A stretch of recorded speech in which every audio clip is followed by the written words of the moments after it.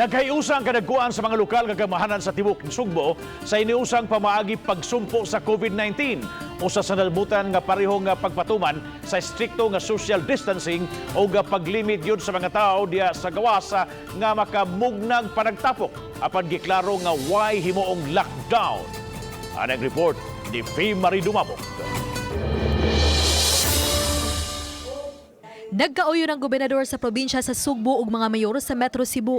Office of the Presidential Assistant for the Visayas Secretary Michael Dino ug kadagkuan sa mga ahensya sa kagamhanan. Nga gawas nga wanay makasud pa sa Sugbo luwan sa mga barko. Sukad kaganiadto nga gabi tanang mga langyaw o Pinoy nga gikan sa laing nasud kansang flight wa giban ug moabot pa sa tugpahanan sa Mactan. Ang ipaubos gyud sa 14-day quarantine.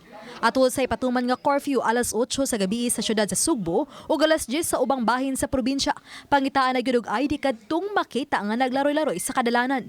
Lakip sa gidili ang mga laag sama sa outing. Duhara kapulong kung diin kami nagkauyon gayud. No lockdown. Gihigpitan panato aron ato gayud maimponer ang strict social distancing. Dili mahimo. You cannot kill the rat by burning the house. Sayon ang pagsultig lockdown, apan importante yun atong timbang-timbangon kung unsay epekto sa ekonomiya. Nagkasabot usab sila kalabot sa social distancing, ilabi na sa mga motorsiklo. Private motorcycles, as long as imo ng asawa o nagpuyo mo sa usa ka household, pwede na.